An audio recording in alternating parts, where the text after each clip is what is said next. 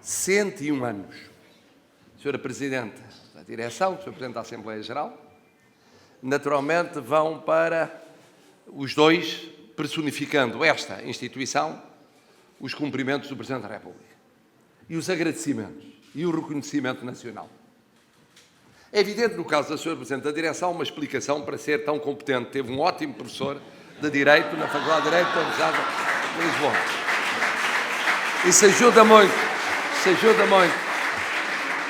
Mas o que é espantoso é como é que isso se alarga a muitos que não foram alunos e que são ótimos dirigentes de uma magnífica instituição. Tão magnífica que o Sr. Ministro da Educação conseguiu fazer esta coisa notável, que foi vir de fora, de propósito, para esta cerimónia. E também por isso deve ser dada uma palavra que significa a atenção do Governo relativamente aos méritos e ao papel do Sport Algésia Irafond. Bom, eu acompanhei este vosso centenário, que termina hoje, porque já começa um novo centenário, nomeadamente naquilo que realizaram para celebrar uma data que é simbólica. E em todas as modalidades tiveram iniciativas. Eu acompanhei com atenção, nomeadamente, o que fizeram na ginástica rítmica, mas também o que fizeram na natação, em que há muito poucos dias tiveram aqui um torneio que reuniu só 314 nadadores de 16 clubes. O que é notável. E em que, sujeito naturalmente ao reconhecimento das entidades competentes, terão sido batidos alguns recordes nacionais. Ou seja, terminado o primeiro centenário, começou já o segundo centenário. E já estamos em pleno segundo centenário. Com a mesma energia, o mesmo dinamismo, a mesma juventude do primeiro centenário. Eu não posso aqui deixar de referir algumas evocações de criança. Naquela altura, na ditadura, o meu pai tinha o pelouro do desporto. E eu acompanhei-o criança muitas vezes a torneios e a iniciativas desportivas. E várias vezes vinha ao Sport Algésia Irafond. Lembro, nomeadamente, ter assistido ainda a provas de polo aquático e de natação, não na piscina, mas no rio. Não na piscina, mas no rio. No início dos anos 50. Vejam bem como estou velho. Bom, e lembro-me do que significava a piscina no que havia no panorama nacional, que era do melhor que havia no panorama nacional e com verdadeira relevância internacional.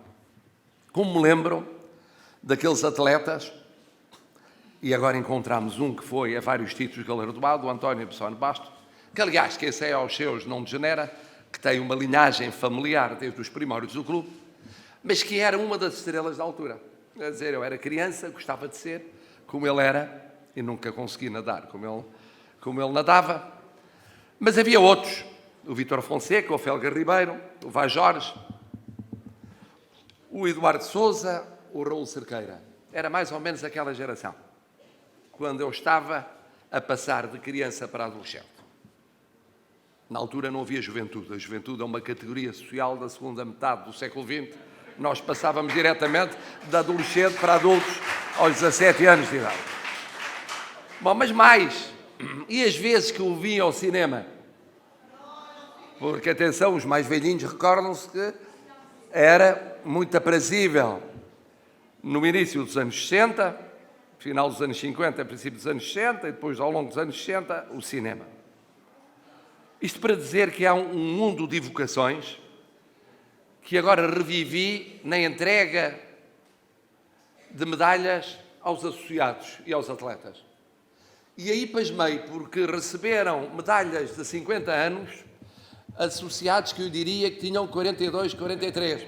Portanto, ou começaram a fazer desporto aqui no clube antes de nascerem, ou então o facto de terem feito desporto explica a forma física notável em que se encontram. Porque não há dúvida, como disse o Sr. Ministro da Educação, é indissociável de uma realização plena da pessoa o papel do desporto, ligado ao da educação. Eu, aliás, ofereço-me para assistir ao cumprimento da promessa do Sr. Presidente da Câmara Municipal. No dia que for, avisem-me que eu gostava de vir cá, gostava de vir cá assistir a esse grande momento. Esse grande momento que era um sinal de total adesão cívica do município à atividade do clube. Disse a Sra. Presidente da Direção que estes tempos foram difíceis, os últimos anos foram difíceis para os clubes, nomeadamente centenários. Só para terem uma ideia, eu há 2 dias recebi a Associação Portuguesa de Imprensa, que às tantas me disse quantos jornais centenários tinham sobrevivido em Portugal. 23. 23. O que mostra como é difícil ser centenário em tempos de crise. E como foi enorme o mérito da direção, mas de todos os associados, ao manterem viva esta instituição e ao projetarem-na para o futuro. Qual é o talento necessário para sobreviver 100 anos e para poder projetar mais 100 anos? Uma resposta está naquela juventude que desfilou aqui pelo palco. Quer dizer, há na vossa atividade permanente presença dos menos jovens, dos mais velhinhos, dos veteranos, mas há, sobretudo, o peso decisivo da juventude. A aposta no futuro. A renovação geracional. E esse é o segredo dos vossos 100 anos e dos mais 100 anos já começaram a concretizar-se. Mas depois há 3 características fundamentais. A primeira é formação. Formação. As instituições não sobrevivem, não se afirmam sem formação. A segunda é trabalho. Não há campeões sem muito trabalho.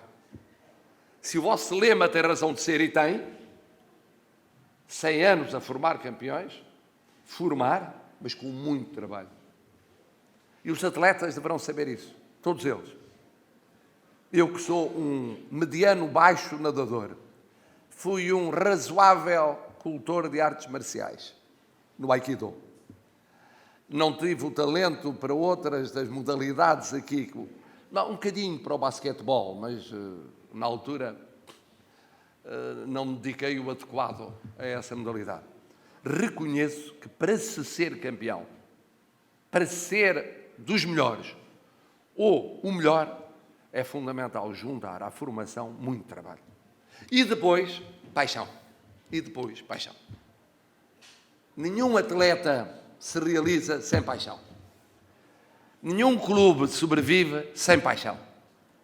É a paixão que leva a que os mais velhinhos continuem agarrados ao clube e aceitem ser dirigentes e deem formação.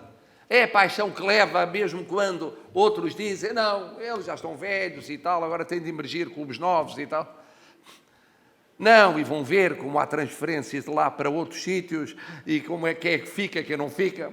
É a paixão que justifica que surjam novas e novos atletas, novas e novos associados a dar vida ao clube. Quando eu soube que o Sr. Ministro da Educação ia galardoar-vos, muito justamente, eu fui investigar as condecorações nacionais que tinha o clube. E as condecorações dizem muito acerca da história do clube. A primeira condecoração nacional foi dada em 29 de julho de 1937. Perdão, em 5 de outubro de 1930, ainda foi antes. E foi logo a Ordem de Cristo. A Ordem de Cristo é raríssima. Raríssima.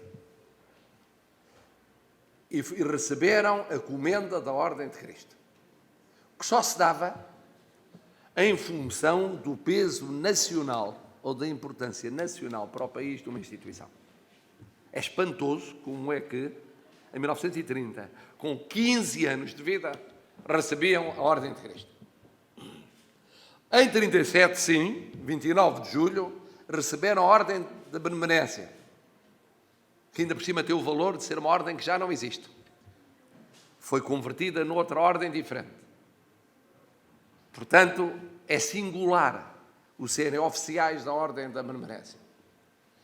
E que foi simultânea praticamente com o reconhecimento de várias medalhas de socorro a náufragos, de contributo para a comunidade, isto é, de serviço dos outros. Serviço dos outros. Em 4 de agosto de 1990, receberam o título de membros honorários da Ordem do Infante Dom Henrique, que se dá àqueles que projetam o nome de Portugal no mundo. Muito justo. Pela presença não apenas nos Jogos Olímpicos, mas na presença em inúmeras competições internacionais em que os vossos atletas levaram bem alto o nome de Portugal. E eu pensei para comigo mesmo e disse, há aqui uma dimensão que falta. E a dimensão que falta, uma parte é história, outra parte é presente. Uma parte é história. Quando este clube tinha, além do acompanhamento e do acolhimento no pré-escolar, tinha o acompanhamento no básico. E depois juntou uma formação jovem. E depois chegou a criar a oficina de saberes. E depois criou e mantém ateliês, nomeadamente férias. Isto é, como dizia o Sr. Ministro, juntou ao desporto a inserção comunitária e a educação. Para todas as idades. Para todas as idades. E faltava essa componente.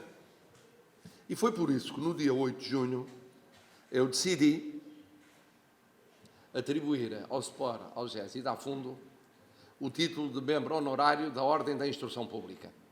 Porque é uma ordem que é muito...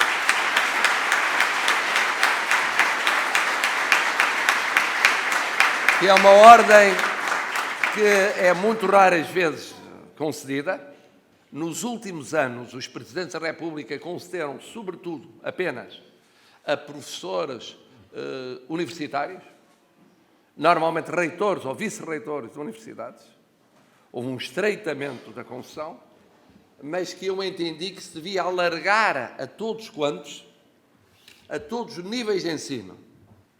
E fora do sistema clássico de ensino, estão a contribuir no domínio da educação na sociedade portuguesa.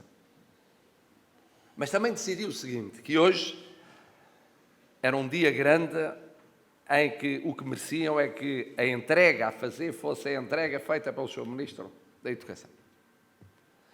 O que quer dizer que, anunciada a insígnia hoje, teremos de nos encontrar brevemente para a entrega dessa insígnia, que é uma forma de eu estar sempre em ligação com o SPOR, ao GES e da Fundo.